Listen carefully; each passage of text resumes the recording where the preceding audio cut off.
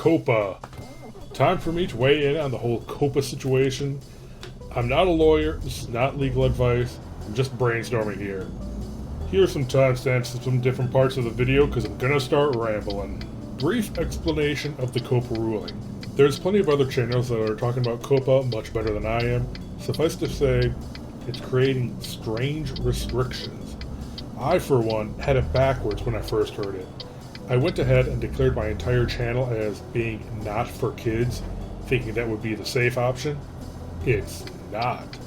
Declaring your videos as being for kids adds additional restrictions that make it safe, but basically removes monetization. Declaring your videos as not for kids keeps your videos monetizable and removes these restrictions, but makes you unsafe. Basically, if a video has targeted ads, it means it's set up so that YouTube collects data about the people who watch it. If the FTC thinks the content of your video targets children, that video cannot collect data. So, if your video seems to target children, and you have it set up so that YouTube is collecting data for targeted ads, you're screwed. What makes a video declared child-targeted is poorly defined. What this means is that if you want a video to have full monetization, there's a sort of donut hole you need to target. If a video is to all ages, it might get declared child-targeted and then be subject to reduced monetization or FTC fines. If a video is to adult, you get demonetized by the advertisers, possibly age-restricted, and possibly a content strike on your channel. In a world with restrictions for children and restrictions for adults, teens shall rule this garbage hell site. God, that's scary. Keep in mind, YouTube's current response might only be temporary, it's just what they could get out quickly to start. Examples of questionable content. It doesn't matter how mature the content actually is, if it could possibly be attractive to children. Theoretically, it's possible that a video could be age-restricted and declared as targeted for kids. What the fuck? Euro Truck Simulator, which I'm using as background footage, is rated E for everyone, but is clearly for adults. Strange adults, but adults. Homestuck often creeps into adult and disturbing content, but it looks like it could be for kids. Are my Pester Quest streams a liability now? They even have warnings on the damn game itself for things like self-harm or feeding children to a giant spider, things like that. What about something that does an intentional bait and switch like Doki Doki Literature Club? The game's popularity was built on word of mouth and players participating in the fandom. Do games like that no longer have a chance to be discussed on YouTube? How about Lisa, a game I've been wanting to do for a while? It's got goofy, cartoony characters specifically to contrast with its dark, depressing themes. Atelier Ryza is probably the most child-friendly game I've played recently, and even that is questionable. You know what's funny? I've been playing Witcher 1, but uploading exclusively to BitChute specifically for their lighter hand on mild nudity than YouTube. Now, it seems that that's the sort of game I should be putting on YouTube. So confusing. Okay, the timing of this. Let me get some conspiracy theorizing out of the way here. The timing. Are they trying to kill creators? What's the larger scope here? I can't stop my conspiracy gears from spinning. Bear with me for a minute. This new policy seems far more dangerous for small channels than large ones. Is this intentional?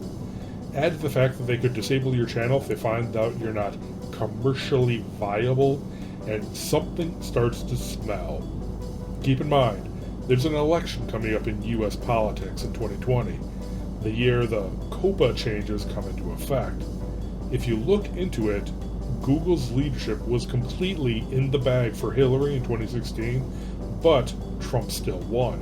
One of the big things cited in his rise was the effect of social media. Is YouTube trying to position themselves to have a tighter hold of social media, of the social media reins?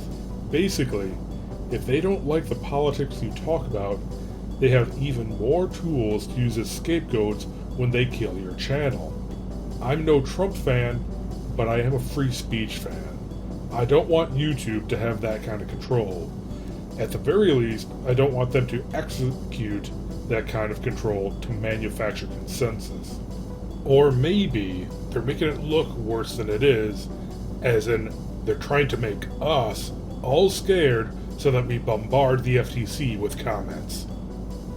Maybe they're just looking for a way to take down PewDiePie. My situation and what I'm going to do. I am not making a damn dime anyway, but I'm not quitting either. A lot of this might be overreacting, but I'm still going to make a few changes. First, in December, I'm going to private all my videos. I want to do this as close to the new year as possible, but with the hectic holidays I want to make sure I leave time to do so. I want to see what goes on with the other channels first. I'm sure there are a few that are under the crosshairs much more than mine. I'm sure a lot of other creators want to see the example and not be the example too. I'm probably going to make sure to age restrict a lot more of my videos. My most popular video is part of my Haiti walkthrough series, and it got age restricted by YouTube even without any nudity or overt sexual themes. Maybe that's a decent way to dodge the FTC. I'm also going to prune some of my old content. Any videos that have copyright claim content are staying private. Even though my channel doesn't have monetization currently, technically, those videos do, making them prime targets. My World of Warcraft videos I can drop no problem. I don't feel that I need to support Blizzard any more than I have. Free Hong Kong. Atelier Ryza, on the other hand, is a kick in the teeth. I just finished that game, but it looks like I might need to take down those videos. I wouldn't call them made for kids, but they are still pretty brightly colored. After I private everything, I'll slowly start re-releasing them once I double check them. This also gives me a chance to redo some of their thumbnails. My anime reviews, I still don't know what I'm going to do. Sure, I haven't been very good about keeping up with them, but this doesn't help. As cartoons, are they kid-friendly even if they are clearly for adults? Is MD Geist child-targeted? January is going to be interesting as far as views. I'm basically starting from scratch. It's a bit frustrating. I'm definitely going to need to refocus on why I made this channel to begin with. I made this channel to incentivize me to finally get through my backlog of video games, and that's what I'm going to do. How is the question. I've enjoyed the simplicity of streaming games directly to YouTube instead of recording, then uploading, but I might have to go back to that. Basically, it gives me more control over the video. More control to make them child hostile. How to make videos child hostile. For the fun part, how do we evade the FTC? Make your videos child hostile. How do we do that? What the FTC basically is looking for seems to be cosmetic things. What they're looking for are colors, themes, characters, animation, celebrities, and such. It's not an issue of the child actually liking the true content of the video. It seems more like if a child is likely to click on a video. Age restricting a video might be a decent first step. Sure, it makes it harder for the video to be found, period, but it also makes it harder for kids to find. Impeccable logic, to be sure. Adding a no kids overlay over the video of some kind might work. The one I'm using right now is simple enough, but some of the potential kids might not be able to read yet. Maybe try some kind of gothic, eerie overlay, maybe some blood splatters or something. I think some channels have already started beginning their videos with profanity. Maybe take that and go one step further and make a full death metal intro with profanity. How about growling, fuck, this video's not for kids, over some guitar riffs or something. That sounds pretty cool, actually. Desaturation. Reduce the color saturation of your videos, like what I've done to the background. I've also added some bump mapping to make it a little extra ugly and unappealing to kids. I wanted to add some kind of hatch marking effect. I'll figure out how to do that later. Adding a child hostile avatar. This one is just an out-of-the-box avatar from FaceRig. Notice the harsh appearance and cleavage. Perfect. Adultify your avatar as much as possible. And boobs. Definitely add more breasts to your video somehow. Maybe also slip some math problems or a Sudoku or something on the screen. Kids hate math. Focus primarily on adult-appropriate content. It's not fair to content that may be young adult and adult targeted, but is family friendly, but that's exactly what the law is doing. Roll with it, I guess. Update your thumbnails at least. Use all of the above suggestions to hopefully keep the kiddies away, even if you don't follow them in the video itself. Also, create an LLC. LLC stands for Limited Liability Corporation. Put your channel under the control of the LCC that is under your control.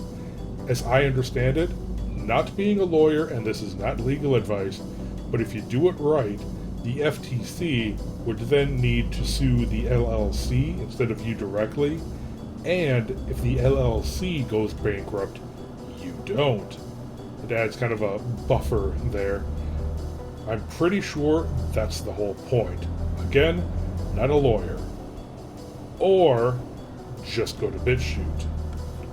As far as I know, BitChute doesn't do any ad tracking at all. Sure, you won't make money, but you won't get sued. DTube is another option. Conclusion. Good luck. In general, I'm going to lay low. Maybe I'll stream exclusively on DLive and upload to DTube and BitChute until this calms down a bit. If something's clearly kid hostile, I might still upload it. Let's just wait until the shit hits the fan and see where the turds land. Till next time, later.